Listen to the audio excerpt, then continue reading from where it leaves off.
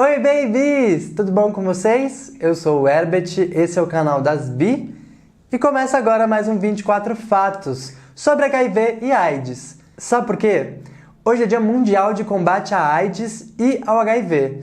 Então por isso, para a gente se informar e falar sobre isso, porque acredite ou não, essa questão não é só de quem tem HIV, é uma questão de todos. Então vamos falar sobre? HIV é a sigla para o vírus da imunodeficiência humana. É o vírus que pode levar à síndrome da imunodeficiência adquirida, que é a AIDS. E por isso, HIV e AIDS não são a mesma coisa.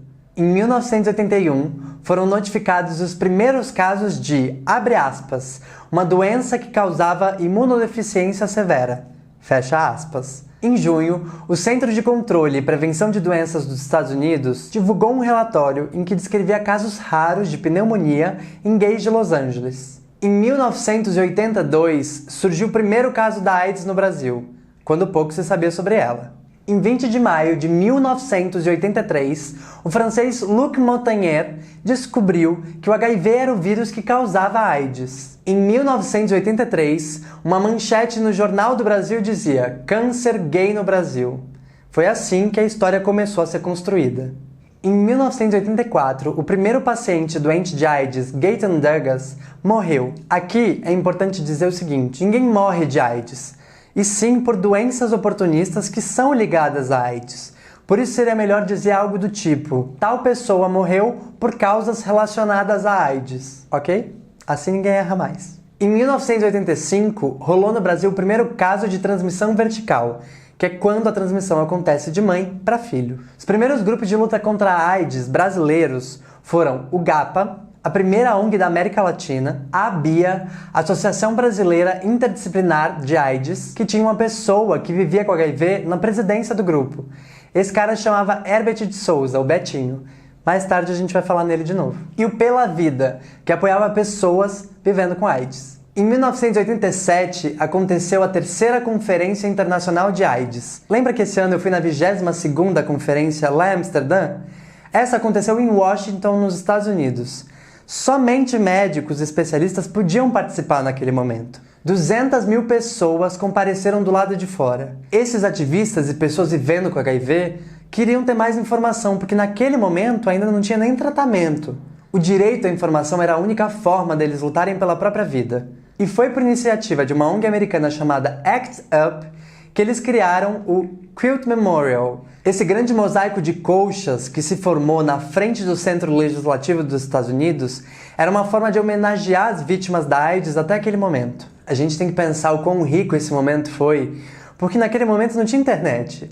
Então como é que essas pessoas todas se organizaram, sendo que a única realidade eram de publicações com detalhes científicos, e para você ter acesso a essas coisas, você precisava ser médico. E é por isso que esse dia se tornou muito importante na luta. Em 1987, surge o primeiro medicamento antirretroviral, o AZT. Esse tratamento medicamentoso dá pela primeira vez perspectiva às pessoas que viviam com HIV. A terapia antirretroviral, ou como é mais conhecida pela sigla TARV, é fundamental para garantir a qualidade de vida das pessoas que vivem com HIV, além de acabar com a chance de transmissão para outras pessoas. Mais pra frente a gente vai falar mais sobre isso também. Em 1988, 5 anos depois da descoberta do HIV, o vírus da AIDS, mais de 65,7 mil pessoas já tinham sido diagnosticadas com o vírus. 38 mil já tinham falecido. A transmissão do HIV não acontece por interações comuns do dia a dia, ou seja, abraçar, beijar, saliva, troca de objetos, ou seja, garfo, escova de dente, tá bom? Mantém isso na cabeça só porque é muito importante a gente não estigmatizar essas pessoas nessas coisas tão comuns e simples do dia a dia. Em 1990, o Brasil já registrava 6 mil casos de AIDS. Esse foi também o ano da morte de um grande ídolo brasileiro, o Cazuza.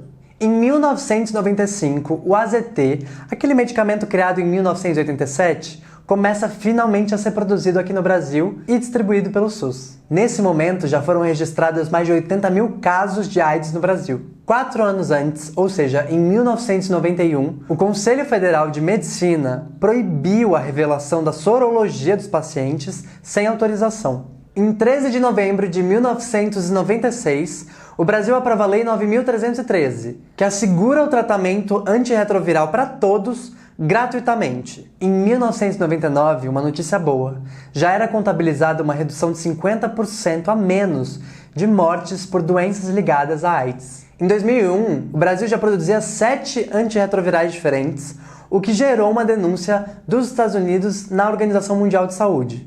Por quê? O Brasil foi muito importante, porque liderou um movimento internacional para que a produção de genéricos antirretrovirais não enfrentassem tantas barreiras estabelecidos pela Organização Mundial de Comércio em relação aos acordos de propriedade intelectual. Esse movimento levou à adoção da Declaração de Doha, eu não sei se é assim que fala, mas tudo bem, em dezembro de 2001, que coloca o interesse de saúde pública dos países membros acima dos acordos comerciais. No ano 2000, morre Sandra Brea, a primeira atriz brasileira a falar abertamente em público sobre a sua sorologia em 1993. A proporção em gênero nesse ano é de 1 mulher para 2 homens vivendo com HIV, o que reforça a necessidade de pensar esse vírus como algo restrito a homens gays. Como eu disse lá no Quinto Fato, muitas vezes foram as que o HIV e a AIDS foram tratadas de forma muito negligentes, tanto em jornais quanto em revistas e até mesmo na televisão. Eu trouxe aqui um compilado dos momentos onde essa questão foi tratada na televisão. A primeira vez que o assunto foi tratado em TV foi em 1987, na novela Carmen. A personagem Rosimar foi infectada por HIV por meio de uma transfusão sanguínea. Naquele momento aquilo era algo possível, mas é importante dizer que hoje são feitos muitos testes em cima das bolsas de sangue e essa transmissão é praticamente impossível. Não se fala mais em transmissão de HIV por meio de transfusão de sangue. Somente 10 anos depois, em 1997, que se falou novamente sobre o assunto na novela Zazá, da Rede Globo. A personagem Jaqueline mostrou que era possível seguir a vida a partir do HIV.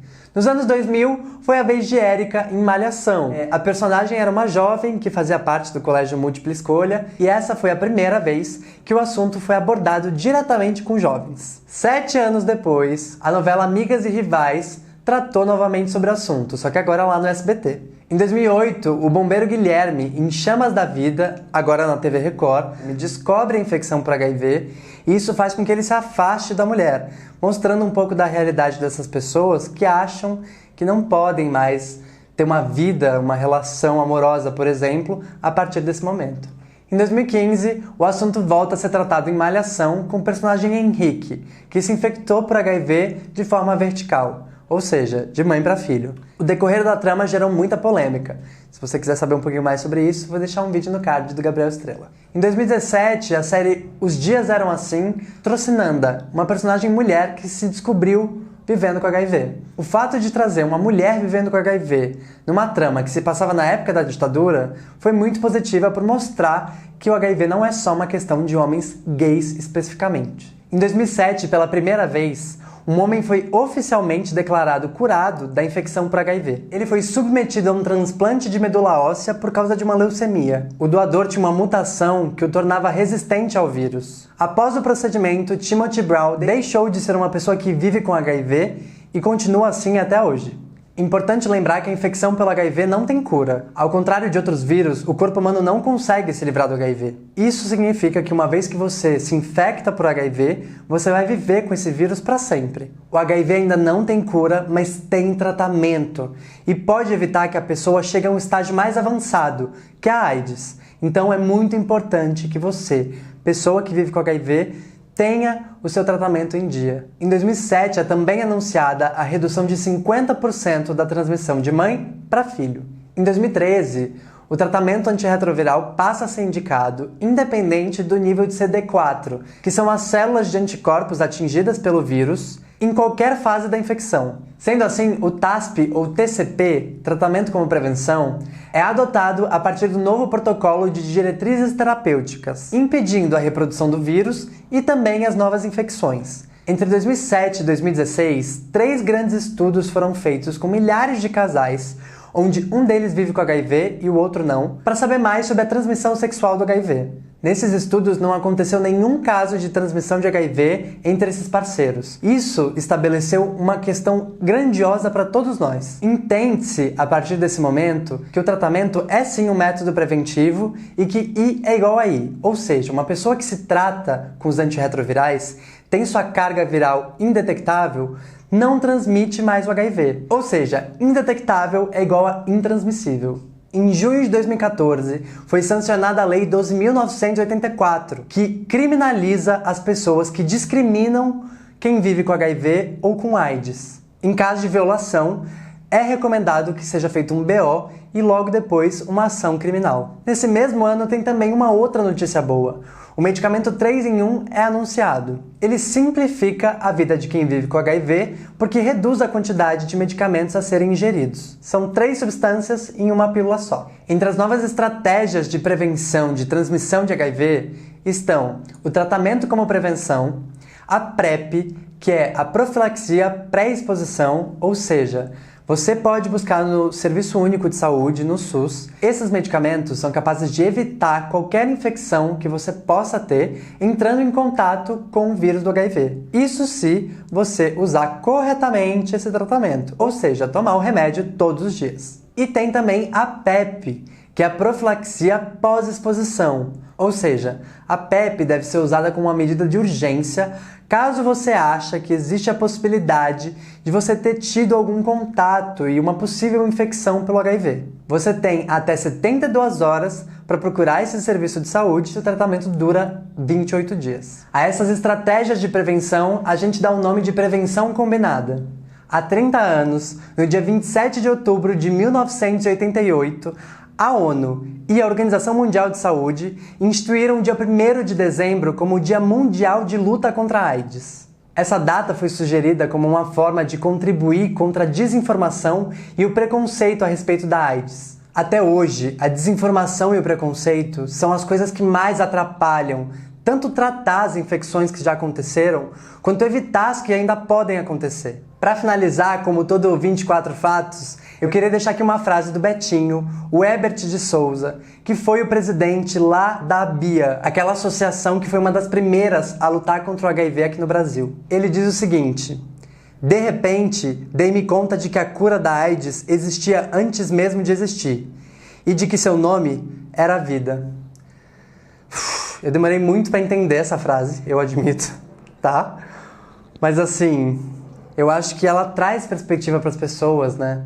A gente se preocupa tanto e quer tanto, obviamente, a cura da AIDS e do HIV, mas a gente esquece que essas pessoas precisam se atentar à sua vida agora e não esperar para viver quando a cura chegar. E fica aqui o meu pedido para que você se atente ao fato de que a questão do HIV é uma questão também sua. Não é só das pessoas que vivem com HIV, todos nós temos responsabilidade para evitar que as novas infecções aconteçam.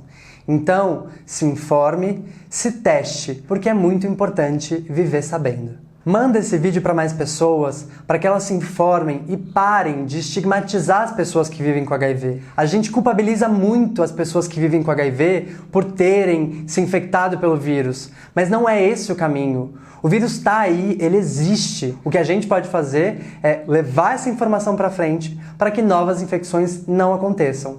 E para onde já aconteceu uma infecção, as pessoas busquem tratamento, porque essa é também uma forma de prevenção, como a gente aprendeu aqui. Bom, para finalizar, eu queria deixar aqui como recomendação o vídeo do Gabriel Estrela, que ele falou exatamente sobre isso, sobre a cura da AIDS. Então, saindo daqui, corre lá para assistir. Vou deixar o vídeo aqui do meu ladinho, tá bom? Um beijo, babies. Não esquece de comentar aqui embaixo quais são os próximos 24 fatos que você quer ver aqui no canal das Bi. Por hoje é isso. Um beijo. Amo vocês.